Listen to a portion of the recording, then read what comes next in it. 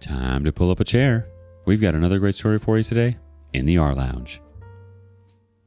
If you cry wolf too often, people will stop believing you. Today in the rLounge, a sister isolates herself and becomes nothing more than a stranger to her family. Sister had cut off parents all her life, now breaking into their house when dad's willed his property to me. I, 33 female, have been going through a lot these days. I recently lost my dad. I have an ailing mom who has been recently diagnosed with a heart problem. I'm a single mom of a 3-year-old toddler. My husband found solace in his colleague when I was pregnant.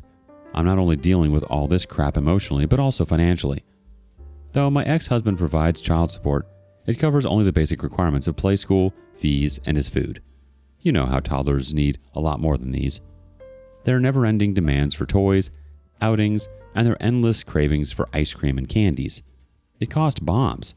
Amidst all these, I'm facing the emotional turmoil of losing my backbone, my dad a few months ago, and now my mom is diagnosed with heart disease. I don't have anyone else to lean on for my emotional support. A friend suggested this place to vent out, so kindly don't mind if I just ramble my heart out. I was still dealing with all this turmoil somehow, but my sister thinks my problem is not enough and creates a ruckus in my life. My older sister, I'll call her Karen, 38 female, has been out of the family dynamics for the last 15 years. She left the house for her college, and since then, she has been in limited contact with all of us. She got a job in the downtown and then married someone there. She didn't even introduce her fiancé to her parents. My parents and I were just invited to the wedding as a guest. Even at the wedding, she barely spoke to us. She was all busy talking to her friends and in-laws. For the brief moment when she spoke to us, it was all about how rich and classy her in-laws were. That's it. I think it's been 10 years of her marriage, and she has hardly checked upon us. She never brought her husband to our house, and when she was pregnant with her first daughter, we were all so happy for her. We wanted to visit her, but she said she was busy. When her daughter was born, she informed us after 10 days as a formality to attend her baptism. My parents were upset, but they still attended the ceremony. After all, she's their first granddaughter. I didn't go at that time, and since then, she has made an opinion about me that I was egotistic. It wasn't ego at all. She never loved me. She never treated me like a sister. I was no more than just a stranger to her. She was always so engrossed in her life that she never treated us as a family. We were only a place for her to vent out. After her marriage, whenever she called mom, it was always to rant about her new house, new car, and stuff like that. Earlier, it was her work, like she was always busy at the office. During her initial years of marriage, mom invited her and her husband on several occasions, but she always gave them reason they were busy. But they didn't seem busy on social media. You could see their party pictures on almost all weekends. Once I said this, she was like, "Well, we party at our house or at places close to our house. You guys live in the countryside." I said it was just 2 hours drive. She said, "Yeah, but 2 hours is long for us busy people." Sure. We stopped inviting her. Again, after her kids, my parents tried to reconcile the bond for the sake of their grandchildren. They asked her to visit with her children, but she never turned up. It was always like, "My children would get sick in the 2-hour drive. It's dusty there and whatnot." We let her be and didn't bother her. Dad was ill for a long time, but she barely visited him. Mom asked her several times in the last few years to visit Dad, but she always had an excuse up her sleeves. Even during his last days, Dad expressed his wish to have one meal together with all of us as a family. She said she would come, but at the last moment, she ditched. Now, when Dad is gone and she got to know that he left a substantial inheritance for us, she is behind us for the property division. Okay, before that, when Dad was hospitalized for the last time, the doctor said that it was almost time. I called all my close uncles, aunts, and family members, and also my sister. Most of the people were able to make it and speak to Dad for the final time. But his own daughter arrived the next day after Dad was gone. It was unimaginable how disappointed my father would have been in his last moment. When she arrived and saw that Dad was gone and we were surrounded by friends and relatives, she pulled up the act. She was crying and mourning and fainting over the loss, but in real, all of us knew that she was all fake. I wanted to shut her up and throw her out of the house, but no matter what, she was Dad's daughter and I can't do anything about it. Immediately after the funeral, she was about to leave. When she saw the lawyer coming, she smirked and said, "Oh, did Dad have anything substantial to make a will for?" That was such a disgusting comment. Dad wasn't rich, he earned decent, but he gave everything he could within his means, and besides, our parents gave us a happy childhood and happy home. But my sister always had a thing for money. Growing up, I have always seen her cribbing about money problems. She always used to compare our lifestyle for the ones of the rich kids. She always wanted what her rich friends had. After completing school, she was adamant about studying in a city college and not staying in the town anymore. Our parents tried to make her understand the money problem, but she was ready to run away if they didn't agree. Dad had to mortgage his farmland to provide for her college fees and stay. It took him many years and several compromises to pay off his debts. I'm not giving these details to portray her as any villain. She's exactly what I'm saying and even more. If I have to ramble about her selfishness, this post would become a book. The lawyer sat us down and read the will. The house goes to Mom, and it would be on her whom she gave it to at her will. Dad had some $100,000 savings, which goes to Karen, and I get the farmland and the windmill. Karen was shocked at this. She was like, wasn't that farmland sold off? And when did Dad get into the windmill thing? The lawyer gave it a strange look at her ignorance. Mom gestured at her to discuss these matters after the will reading session, but she insisted on getting the details right away. Mom requested the lawyer to excuse us. Karen cried foul play that Dad was unfair in his property division. She ranted about how she was never kept in the loop about Dad's business investment. The way she was ranting at Mom, I wanted to give it back to her, but that would mean she attacking me directly. She clearly had a problem with Dad's substantial property coming to me. Not that I was scared of her, but face off with her was the last thing I wanted to do on my dad's funeral day. Mom tried to explain to her about the farmland and the windmill thing, but she was not letting her speak.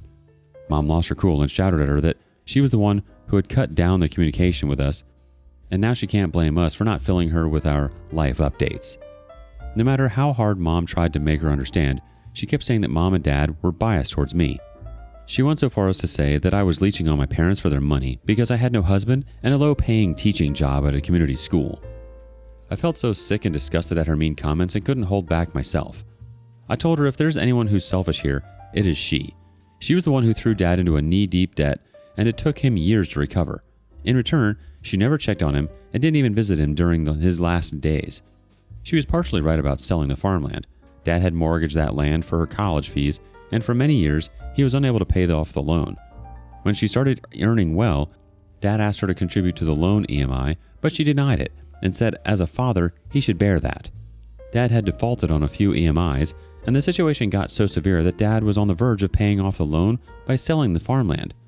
Mom called Karen several times asking for help, but she denied it, saying she was not earning enough to contribute, and she was like, sell off the land, what good it has given until now.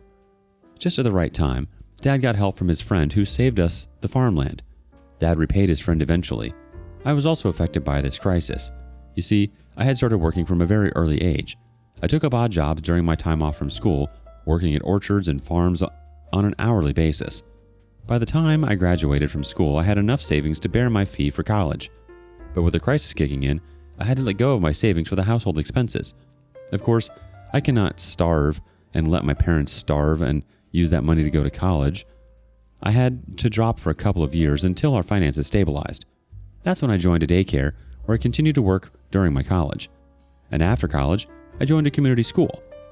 I think 5 to 6 years back, there was a government windmill project introduced in our locality for the farmers. They helped us install the windmill on our land, and in return, the government paid us rent for using our land, and we could sell off the power generated from it. In exchange, we had to take care of the maintenance and run it. Dad's farmland was also benefited through this scheme. That helped Dad bounce back his financial status. Karen was not happy with the will because she knew the revenue generated through windmills and farm, and she just couldn't bear to see that Dad had willed the meatier ones to me. She just stormed out of the house, threatening me and Mom that she would sue us for forging Dad's will. Since then, she's been threatening all of us, including the lawyer, that she would file a forgery case against all of us. We know her allegations are not true, but our concern is that if she files for a case, and until the case is settled, the work would halt and rip us off of our livelihood. Though I work at the school, Mom is dependent on the money generated through the farm. Also, we don't have enough money to fight a court case. Mom has been stressing a lot over this, and in her recent checkup, she got diagnosed with a heart problem. Sorry for rambling on this page, but I really need to vent out. Please don't apologize for rambling. This is a safe space. I'm so sorry you had to deal with someone so selfish during the passing of your father. It's gross to think that she's entitled to anything when she was never even around and couldn't have been bothered to say goodbye to her own father. Update 1. I cannot thank you guys enough for the love and support I got on my post. Honestly, I didn't expect it to blow up. I was just here to ventilate because I had no one to share my misery in such detail. So, 2 months passed since Dad's demise, and we were living in constant fear of falsely getting framed by Karen. Meanwhile, Dad's lawyer suggested that we start the paperwork for the name transfer. We went ahead with his suggestion. One night, I got an emergency call from Mom. Her voice was trembling. She asked me to immediately come home. I asked her if she was fine. She said yes, but asked me to come over immediately. I got crap scared. Honestly, I thought it was her health because she was breathing heavily. I couldn't leave my son alone at night. I tucked into the back side of the car while he was still asleep and drove off. I reached Mom's house to find neighbors gathered around, police sirens echoing in the neighborhood, and the house was guarded with barricades. I rushed inside, crying. I thought something happened to my mom, but I found her on the front porch and one of the cops pacified her. I hugged her tightly. I informed the cops about my mom's heart problems and that she needed some time to calm down before she could give the statement. The cops went to take the statement from the neighbors. Then I got to know the entire story. It was so that my sister had broken into the house from the backyard when Mom was asleep. Mom had fallen asleep on the couch while watching TV.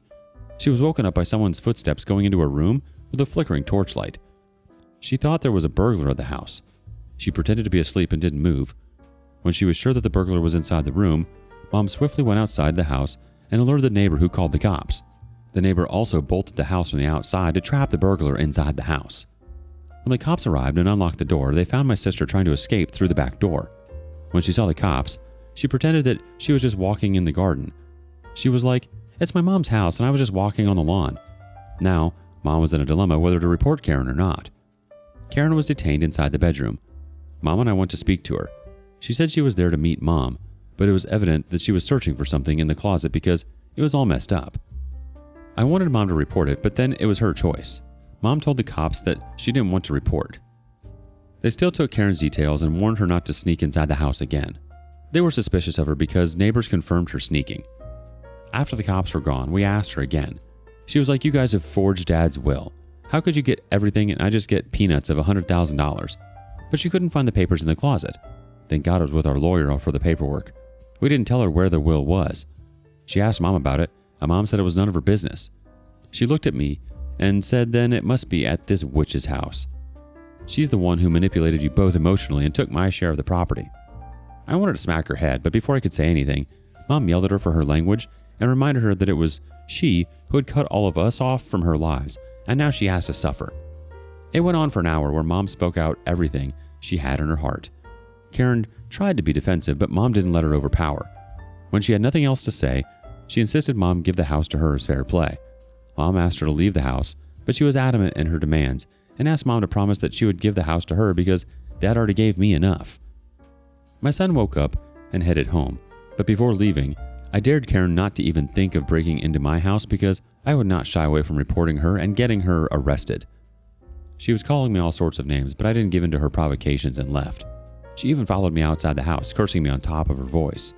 She stopped when someone from the neighborhood yelled from their window, threatening to call the cops at her. The next morning, I called Mom to check on her. Mom said that after I left, Karen tried to emotionally manipulate Mom. She was sobbing and complaining about how my parents always loved me and favored me more than her, and that's why she left the town and settled in the city. She insisted Mom promise that she would give her the house.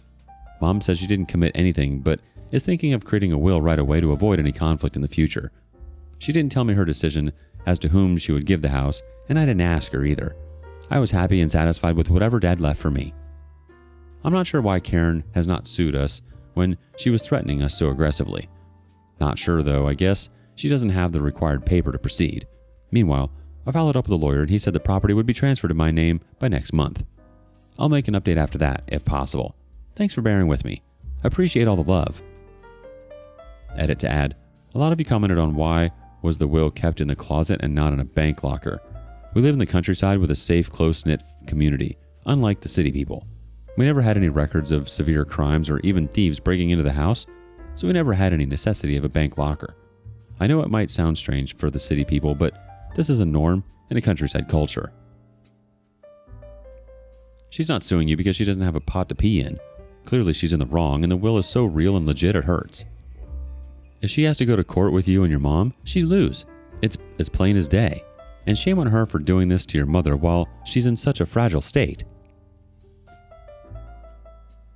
Update 2. Thanks to everyone who's been regularly checking on me. I reply to everyone on chats and comments, but I was just not getting the time to make a detailed update. I just had a lot to settle, and a lot of it took a while, but overall, life has been better. Without getting into a lot of details, let me give a quick rundown of what happened. So after my last update, it took another 4 to 5 weeks for the ownership of the farm and windmill to be transferred to my name. Dad had a working agreement with all the workmen on his field, and the windmill, all of it had to be updated. I took the time to learn how these things work. My mother helped me through it. She used to assist Dad, and she knew every detail about it. I asked Mom to take care of both the business until she wanted and keep the profit for herself. We made an agreement around it so that Karen doesn't create a problem in the future. Amidst all these, Mom got a letter of intimation from Karen's husband where he accused Karen of running away with her ancestral heirloom jewelry and some $1,000 cash. Mom called him and got to know that Karen was into gambling and lost a lot of her husband's money. When her husband denied her giving any further money, she got into debt, and now she ran away with cash and their ancestral jewelry. Mom asked him about her job, and he said she left her job long ago after her first kid. This makes us wonder where she was busy all the while when she never visited us and said she was busy at work. He said he would be sending the divorce papers soon at our place. Mom told him Karen wasn't here, so there was no point sending it to us. He said he didn't know her whereabouts, so he had to send the papers to her parents' house. Not sure about the law in this sort of case where the wife has fled, but that's what he said. Mom told him about all the fuss she had created over Dad's will. Her husband wasn't aware that Karen got $100,000 in the will. He said Karen had told him that Dad gave everything to me and insisted he lend money so that she could sue us for forgery, but her husband didn't give the money. He said that maybe Karen had incurred considerable debts in the gambling and would have used that $100,000 to pay it off. Isn't it so disgusting that she used Dad's hard-earned savings to save her butt from the gambling loss? Karen didn't visit us after that. Mom tried calling her, but her number was either switched off or out of network zone. But a few days ago, she called Mom asking for money for some emergency reason. Mom asked her the reason, and she said her daughter met with an accident and her husband was out of town and she needed urgent cash. It was all a lie. Mom told her that we know all the truth and that her husband has sent a legal notice that she had run away with his money and assets. She hung up the call and never called back. I think she has understood that now her malicious actions have been exposed and she can no longer put a proud face in front of us. Amidst all these, you know my ex-husband who left me for his colleague has been making advances? We used to sometimes talk about the matter concerning our son, and now I see he indulges in comfortable talks with me. Makes me wonder, money can bring a lot more than you think. Anyways, I might cover these dynamics in a different thread. But thanks for all the love and support I got from this community. You guys are the best. Wow, that definitely makes sense. She's a leech and just drains things dry. Now she's running away with her tail between her legs. Hopefully you never have to hear from her again. What do you make of all this? Did you ever deal with family drama over a will? Let us know in the comments below. And thank you for following along today in the rLounge. Before you go, make sure you like and subscribe and hit that notification bell. If you have something you want to share regarding today's content, we want to hear it. Until next time.